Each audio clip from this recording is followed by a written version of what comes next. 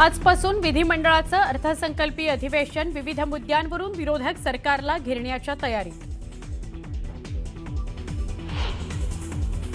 मराठवाड्यासह नागपूर, भंडारा, गोंदियासह कोकणात अवकाळी पावसाची हजेरी। ऐन उन्हाळ्यात आलेल्या पावसामुळे नागरिकांची तारांबळ।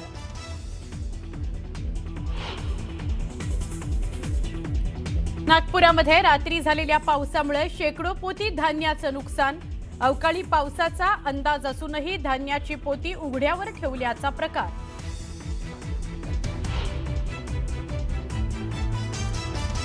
मुंबईतील वाढत्या प्रदूषणाच्या पार्श्वभूमीवर आदित्य ठाकरेंचं महापालिका आयुक्तांना पत्र। प्रदूषण नियंत्रणात आणण्याकरता खासगी बांधकामांना किमान एका आठवड्याकरता स्थगिती देण्याची मागणी।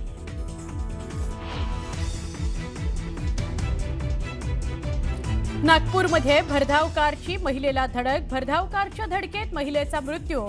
अपघाताचा थरार सीसीटीव्हीत कैद।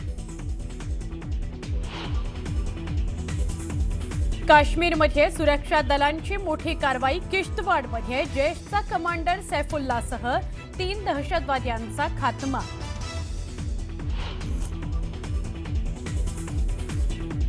सुपर 8च्या पहिल्या सामन्यामध्ये आफ्रिकेनं भारताचा केला 76 धावांनी पराभव। सेमीफायनलमध्ये स्थान निश्चित करण्याकरता आता उर्वरित 2 सामन्यांमध्ये विजय हवाच।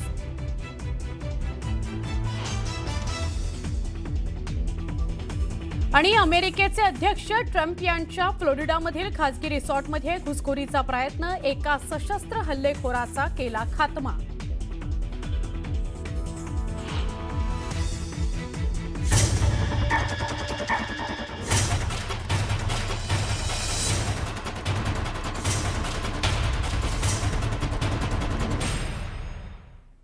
नमस्कार, मी सुवर्णा। बुलेटिनमध्ये पुन्हा एकदा स्वागत। सविस्तर बातम्या बघूया।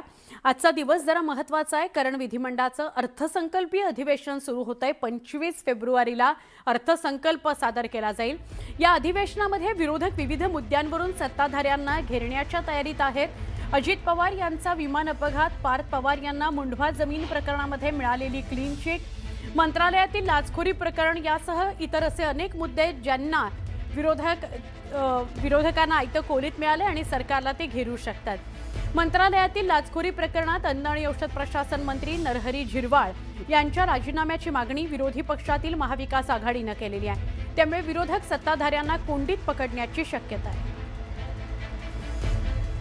आज अर्थसंकल्पीय अधिवेशनाला सुरुवात होतीये। 25 तारखेला अर्थसंकल्प सुद्धा सादर होईल, पण त्याआधी आजपासूनच खूप मोठ्या प्रमाणात अधिवेशन वादळी ठरेल, कारण विविध मुद्दे आहेत घडलेले ज्यामुळे विरोधक आक्रमक होऊ शकतात। विरोधकांनी पूर्वसंध्येच्या चहापानावर सुद्धा सत्ताधाऱ्यांच्या चहापानावर सुद्धा बहिष्कार टाकल्याचं बघायला मिळालं।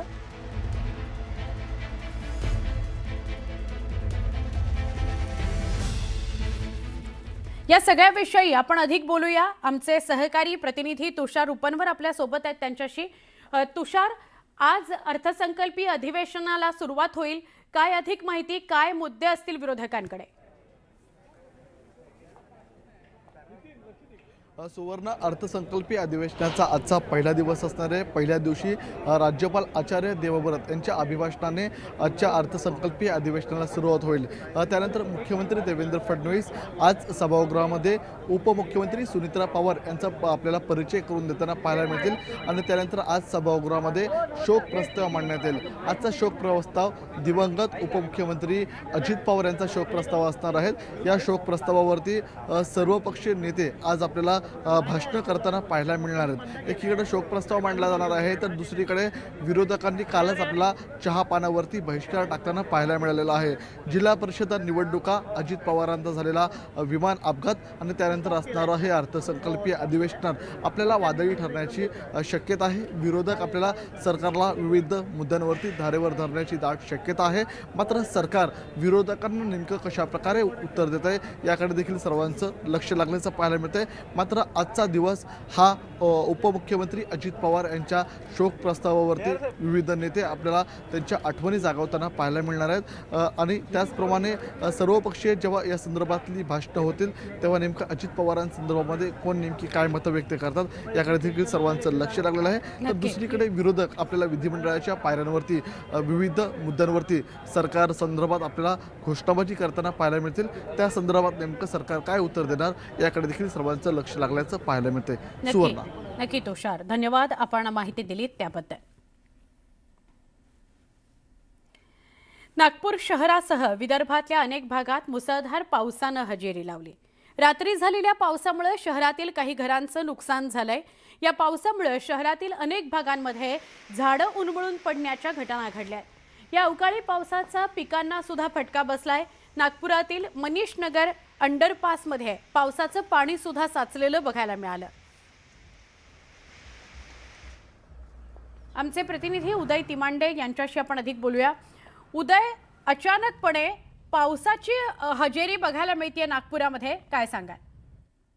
खरं तर गेल्या काही दिवसांपासून नागपूर आणि नागपूरच्या आजूबाजूच्या जिल्ह्यांमध्ये जे आहे ते उष्णता वाढते. त्यामुळे उन्हाळ्याला नागपुरात आणि विदर्भात सुरुवात झाली असताना काल रात्री अचानक जे आहे ते अवकाळी पावसानं नागपूर जिल्ह्यातला काही भाग असतील, भंडारा जिल्ह्यातला काही भाग असेल आणि वर्धा जिल्ह्यातला काही भाग असेल, या भागामध्ये रात्री उशिरा जी आहे ती पावसानं हजेरी लावली. सुमारे 1 तास हा जोरदार पाऊस झाला. त्यामुळं शहरी जीवन तर अस्ताव्यस्त झालंच, मात्र शेतकऱ्यांचं देखील, कारण अनेकांच्या शेतीमध्ये कापूस काही काढलेला नाहीये, काही शेतीमध्ये चण्याचं पीक असेल, धानाचं पीक असेल, हे सगळे पिकं शेतात आहे. काहींनी काढलेलं जे आहे ते शेतामध्ये ठेवलेलं आणि उन्हाळा असल्यामुळे शेतकरी जो आहे तो बेसावध होता आणि त्याचा फटका आता काल रात्रीच्या या अवकाळी पावसामुळे शेतकऱ्यांना आणि शहरातील लोकांना देखील बसलेला. कारण नागपूर शहराचा विचार केला तर अनेक ओव्हरब्रिज असेल किंवा उड्डाण पुलावरती जे आहे ते पाणी साचलं होतं, तर काही ठिकाणी झाडं देखील उन्मळून पडल्याच्या घटना घडलेल्या आहेत. मध्यरात्री हा पाऊस झाला, त्यामुळे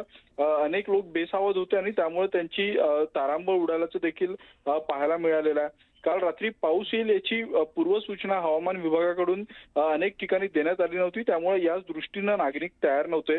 मात्र आता आज सकाळपासून जे आहे ते हवामान उघडं आहे. ऊन पुन्हा एकदा तापायला लागलेली आहे. मात्र काल झालेल्या या अवकाळी पावसामुळे शेतकऱ्यांचं आणि शहरातील नागरिकांचं जे आहे ते काही प्रमाणात नुकसान झालेलं आहे. त्यामुळे आता या सगळ्या नुकसानीची सरकार कशा पद्धतीनं दखल घेतं हे पाहणं महत्वाचं असणार आहे. नक्की, धन्यवाद माहिती दिल्याबद्दल. नागपुरामध्ये काल रात्री अवकाळी पाऊस झाला, त्यामुळे कळमना या मार्केटमध्ये उघड्यावर ठेवलेलं धान्य भिजलं. मार्केट प्रशासनानं धान्याची पोती उघड्यावर ठेवली होती. धान्य भिजल्यानं शेतकऱ्याचं नुकसान झालेलं आहे. नागपूर आणि आजूबाजूच्या भागात अवकाळी पाऊस पडला. साधारणपणे 1.5-2 तास सलग मुसळधार पाऊस सुरू होता.